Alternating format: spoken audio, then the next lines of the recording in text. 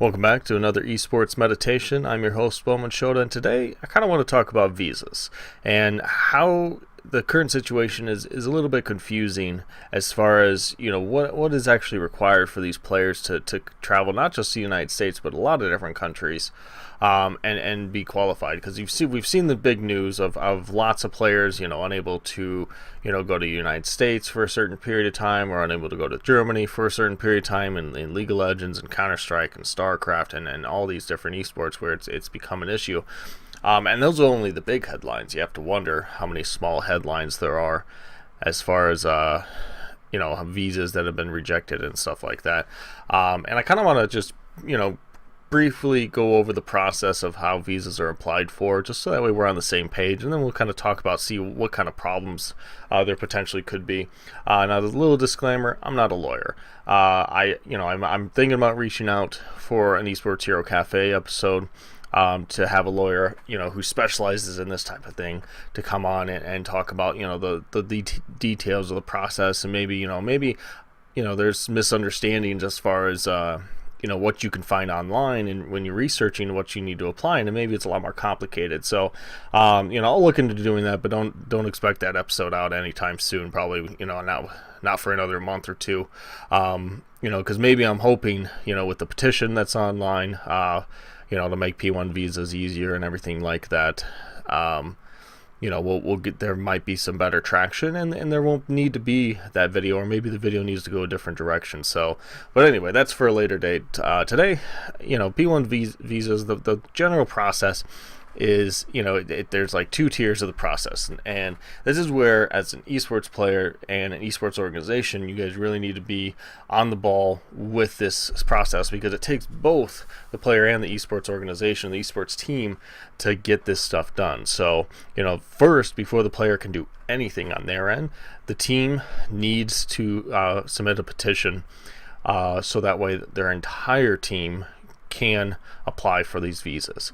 That's a huge part, and any delay that the team does in as far as getting that petition in properly and accurately puts a delay in the whole thing anyway. So if you're an esports team, if you're new or old, the older ones who've been a while probably are a little more familiar with this, especially the League of Legends one. It seems Riot's had a good hand in helping facilitate that process, or at least giving guides as far as facilitating that process, because there seems to be less issues in that game versus others. Granted, at the beginning of the year we had a bunch of issues with visas in the news and stuff like that, and to me, when we saw those news articles, it almost felt like, because these players, like every 3 months, 90 days, which is actually important, had to go back to their countries to visit family or some other reason like that. And I what that says to me is the leagues, or not the leagues, the teams weren't taking the time to actually get the visa petition in, so their players could do that. And I kind of understand that, because the visas allow someone to be in the country for up to 5 years, and in the short term of things, you may be making a roster change, they may not be in your team. I don't know what money's involved if you have to pay for a lawyer to get this petition in, but I would think that you would be able to, and I'm sure other teams internationally in other sports do this, is be able to have like a generic petition that has like a time frame on it for, like, whether it's 6 months or 12 months, or I don't know how long those petitions can last, but saying like, hey, I run a team that has international players on it. They're going to be traveling in and out of the country for different competitions and different leagues. So this is my petition saying that I will vouch for all these players as far as when they apply for their P1 visas. I don't know if that's a possibility, but in my mind, that's what would make sense. But you also got to wonder, if a player's only going to be with them for 10 weeks of a split, which is less than 90 days minus the playoffs, all that. If they're just foregoing that whole P1 visa issue, because it's, they're deeming it not a cost that they can afford at that time, which may be a possibility. I mean, I'm sure hiring a lawyer to deal with the visa issues is not cheap, but it's something where that may be where the teams are lacking in getting that petition done in a timely fashion, so that way then their players actually suffer by having to play the game essentially of being here on a visitor's visa, visitor's passport, which only allows you to be in the country for 90 days. And that's pretty standard internationally as well, as you only can be in the country for 90 days unless you have a different type of visa like a P1 visa. And so they play that game. But, the biggest stipulation with those visas is, on a visitor's visa, you're not supposed to work or make any type of monetary gains or willful employment underneath that visa. If you do, you have to be here for a different visa. And esports in its Wild West, stages it's been in the last 15 years, especially in these last 5 years as it's really exploded. Some of those things that, the government probably just didn't care or look at because the prize pools were, oh, you won $500. Whatever. People go to Vegas internationally, win $500. That's fine. And, so they were ignoring the issue. But now that we have the international with $18 million prize pools, and League of Legends and Counter-Strike all with $1 million prize pools, Smite had a $4.2 million prize pool. As the money's getting more significant, and taxes and all that stuff have to be calculated and stuff like that. The U.S. government is paying more attention, which I'm sure is part of the reason why how it used to be done and how we flew under the radar, for a lot of these things can't really be done anymore. Now, the bright side in the United States is since 2014, United States does recognize esports players as athletes to be able to apply for the P1 visa, which is huge. I mean, it was great that they did that, and you would think esports players who were traveling to America for any significant amount of time or any significant amount of money would be pursuing that, because that's up to 5 years. So even if you're worried you're only going to be on a team for maybe 3 months, 6 months, 9 months, 12 months, that visa's for 5 years. Now, I don't know if there's an issue if you switch teams on that visa, that you have to reapply for it. That's something that I'm sure a lawyer can explain and stuff like that. And that may be another reason why no one's pursuing this, is because they don't know if they're going to be on team that long, and it's huge. They'd have to respend that money and everything like that. That'd be frustrating. I would understand that.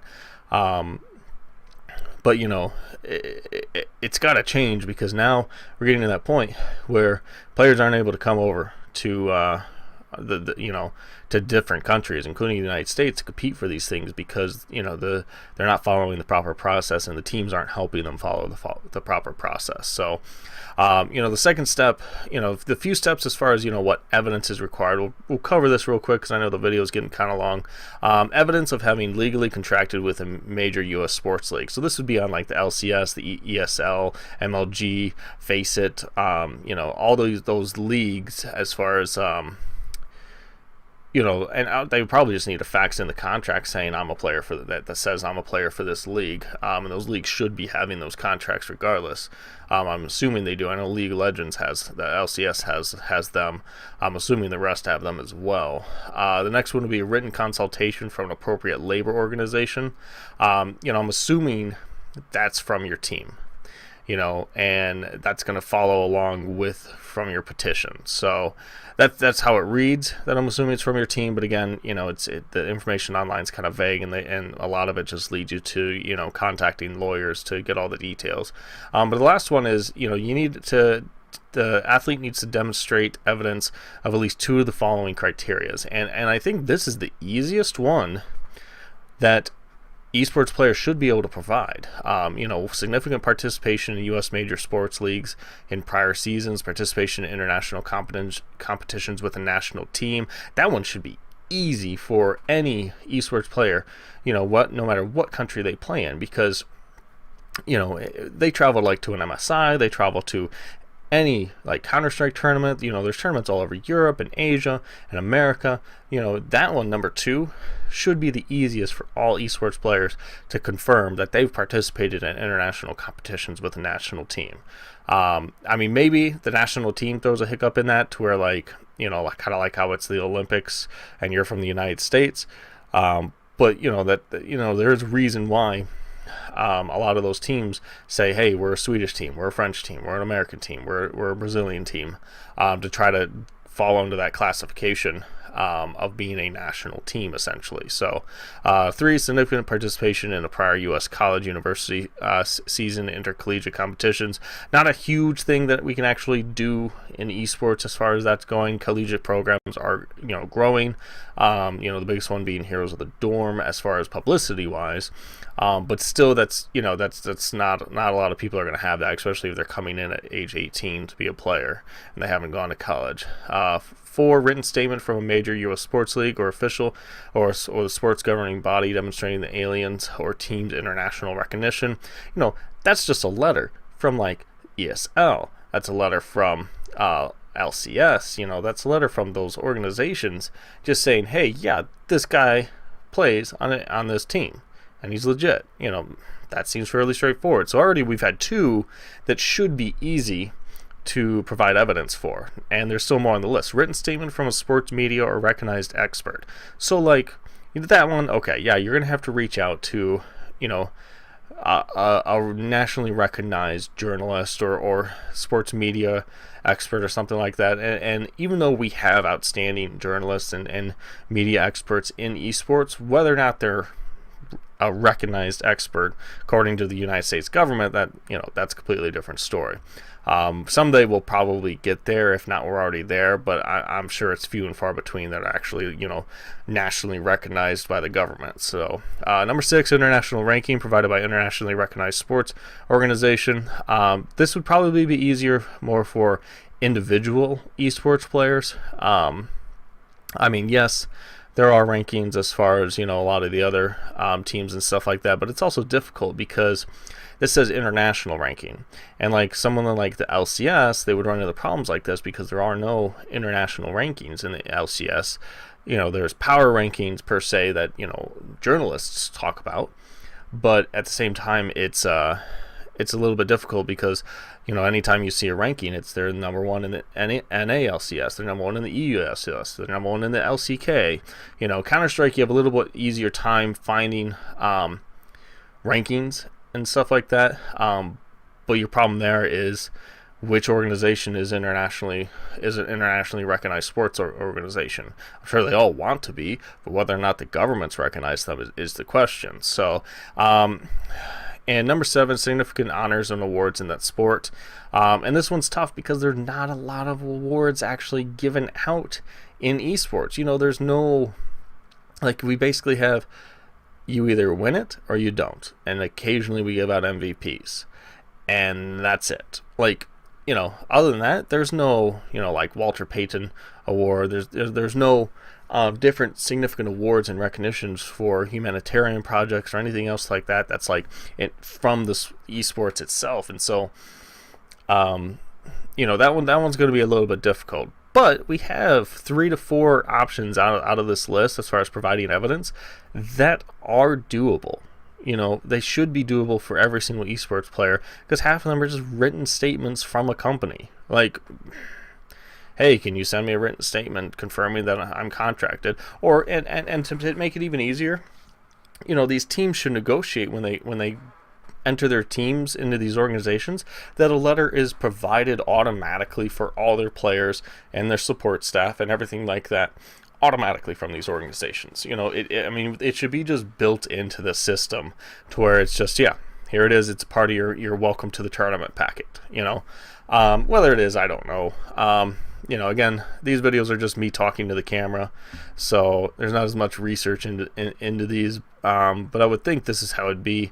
Now that I'm doing this video, I think I'm definitely gonna reach out to my esports lawyer friends and see if any of them work with the visa issues directly or know someone who I can come have on the show.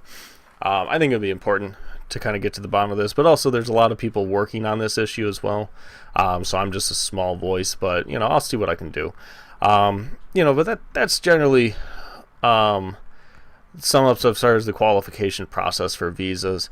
I do think it's interesting that the P1 visa, some of the benefits is allows you to, to stay in the U.S. for up to 5 years on a single visa. I do have to wonder what the exceptions for that are, for like traveling back to your home country, if that has anything, or you're stuck here, which I kind of doubt. I kind of figured they would allow you to travel back home, occasionally, but it might be something where if you travel back home and stay there for like a set period of time, your visa, automatically expires or something like that. But I don't know. Again, but it's a good thing that it's up to 5 years once you get the visa, and you can have extensions up to 10 years. But after 10 years, you're going to have to like reset it. But most players' careers aren't that long yet. It'll be exciting when they get that long, and we have to deal with that problem, because I think that's a great problem to have. If, oh no, I'm still competing after 10 years and I have to reset my visa, pity me for being successful, and number 2, visas for dependents, which is great because, people do get married. People start families. They have kids. And if you're in the scene for 5-10 years, your kids are going to be in elementary school at some point. And this gives them allocation for their children to attend school and college, so their wives can attend college while they're over here and stuff like that. There's restrictions on employment. Big deal. That's a whole separate process. But they're here in a P4 visa status, which it's nice that that's built in to the qualifications of the P1 visa. Now, whether or not you already have to be married when you're issued the visa, or if it's a headache, like if you get married after you've been issued the P1 visa, I'm sure there's a process for that.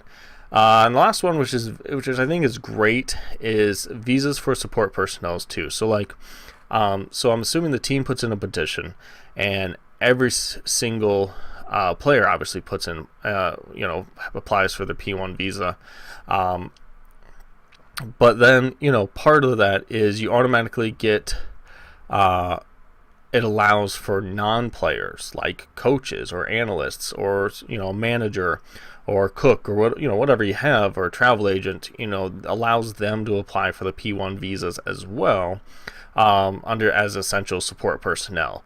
I think that's good that they have that they recognize that, there's more than just the players who are going to be coming over into these events and stuff like that. So I think it's good that they have those different developments. And all in all, it seems like there's a straightforward process. So the fact that we're having all these stories about people's visas having issues and people not really not being able to compete because of visa issues. Honestly, it sounds like it's because people aren't taking the time to actually go through this process. And yeah, it's not a simple process by any means, but at the same time, there is a roadmap to success. The United States government has at least allowed that roadmap to be there. I don't know about other governments. I know there's been issues, in Germany with the LCS and all that stuff like that. But every government probably has some sort of process for this to happen. And it may be that it's cheaper to fly under the radar on a visitor's passport. And yeah, that may be cheaper. It probably is. But at one point, is a player going to be banned from a country because they won the international, and it's in the United States that year, and they were over here on just a visitor's pass, and they're trying to claim over $1 million of US dollars to just take out of the country for no reason. And I'm not saying they don't deserve that and they didn't earn it and they shouldn't keep it. They definitely should keep it. But you can't blame the government for laying down the hammer for people trying to skate around the rules. They may ignore $500 prize pools, but they're not going to ignore millions of dollars. So that about wraps it up for today's episode. A little bit longer one. Thank you very much for checking out. Like, favorite, subscribe, all that jazz to these videos. Going to try to get out one every single day if possible. Most of them won't be this long. I know we're pushing 20 minutes here. Also check out more additional great content on esports.online, where you can find my other video series, Esports Hero Cafe. But other than that, you all have a wonderful day.